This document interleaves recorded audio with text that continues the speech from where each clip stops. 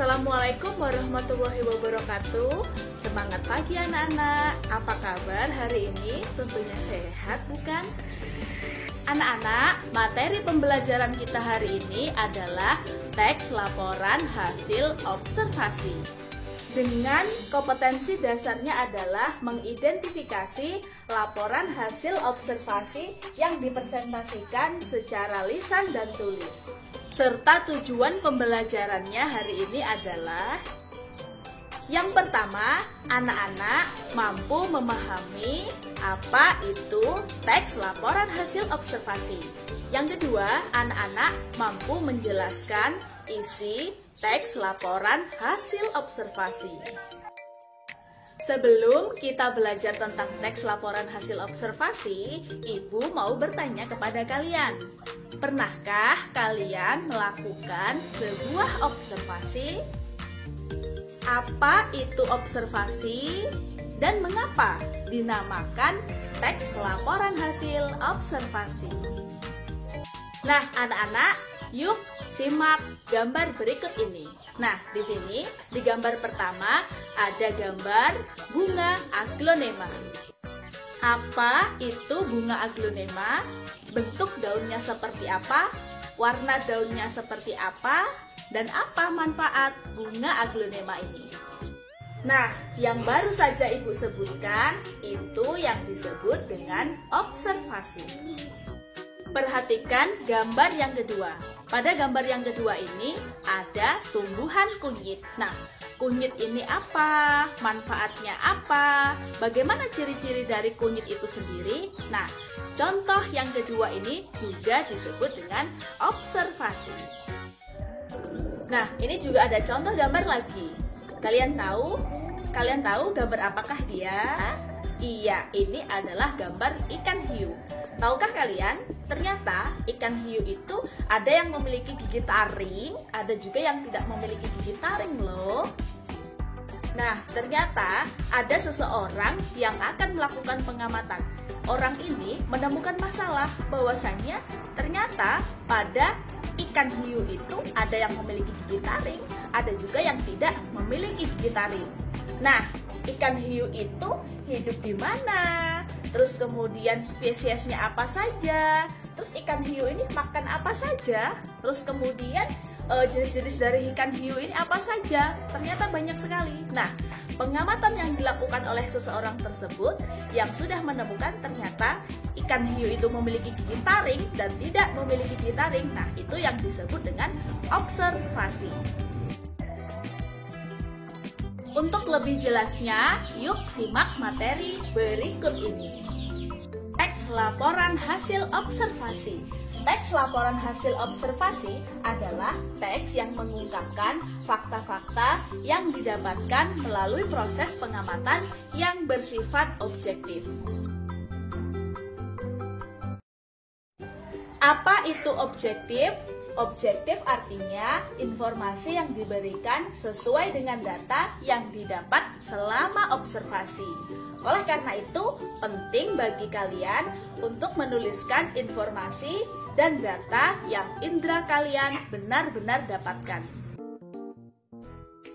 Nah, selanjutnya kita ke ciri-ciri teks laporan hasil observasi. Apa saja ciri-cirinya? Yang pertama yaitu bersifat objektif. Yang kedua, harus ditulis berdasarkan fakta-fakta yang ditemukan pada saat pengamatan. Yang ketiga, tidak mengandung hal-hal yang bersifat menyimpang dan pemihakan terhadap sesuatu. Serta yang terakhir, ciri-ciri dari teks laporan hasil observasi itu harus ditulis secara lengkap. Nah, selanjutnya anak-anak kita ke bagian isi dari teks laporan hasil observasi. Apa saja isinya? Yang pertama tentunya ada pernyataan umum atau klasifikasi. Nah, bagian pernyataan umum atau klasifikasi ini berisi pembuka atau pengantar hal tentang yang akan disampaikan. Nah, isinya hal umum tentang objek yang akan dikaji atau objek yang akan dijadikan penelitian atau pengamatan itu sendiri. Nah, yang kedua ada deskripsi bagian. Nah, pada bagian ini terdapat isi, rincian, pembahasan, dan penjelasan secara lebih detail tentang objek yang akan dijadikan penelitian. Serta bagian teks laporan hasil observasi yang terakhir adalah deskripsi manfaat. Pada bagian deskripsi manfaat itu menunjukkan bahwa setiap objek yang diamati memiliki manfaat dalam kehidupan manusia. Nah, selanjutnya yuk simak contoh tentang teks laporan hasil observasi yang sudah Ibu sajikan, yaitu observasi bunga aglonema. Aglonema adalah tanaman hias dari jenis talas-talasan yang berada di hutan hujan tropis. Nama aglonema diambil dari bahasa Yunani. Kata aglo berarti terang dan nema artinya benang. Di Indonesia, tanaman ini juga disebut dengan Sri Rezeki. Tanaman ini memiliki akar serabut dengan batang tak berkambium. Bentuk daun Sri Rezeki menyirip dan tersusun atas pembuluh pengangkut yang acak. Saat ini, bunga aglonema banyak dibudidayakan sebagai tanaman hias. Motif daun yang bercorak dengan warna yang menarik membuat orang senang untuk melihatnya.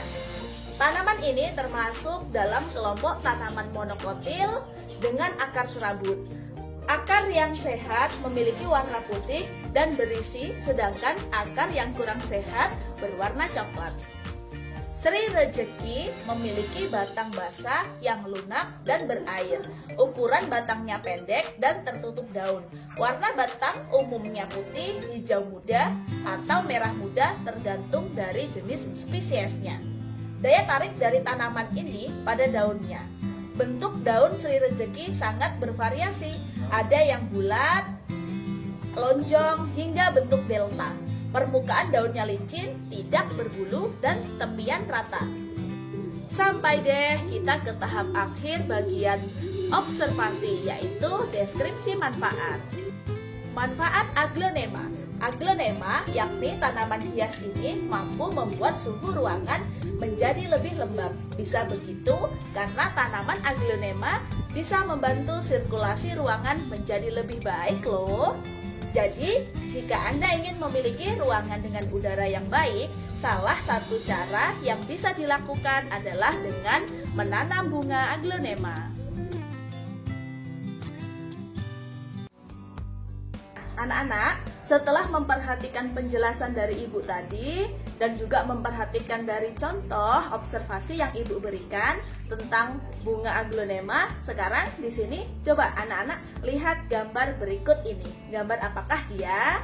Iya, ini adalah gambar kelinci.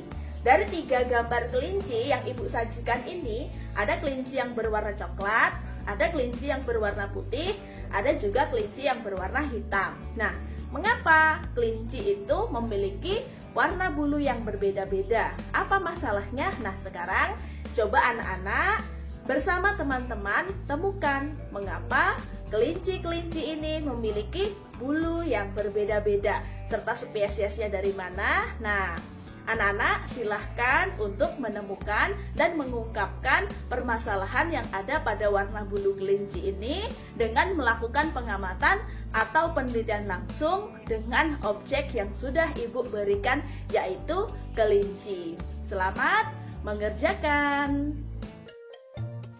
Baiklah anak-anak, kita sampai ke tahap akhir. Nah, materi yang Ibu sampaikan hari ini cukup sampai di sini dan sampai bertemu pada materi selanjutnya. Jangan lupa jaga kesehatan dan selalu semangat ya. Ibu akhiri, wassalamualaikum warahmatullahi wabarakatuh.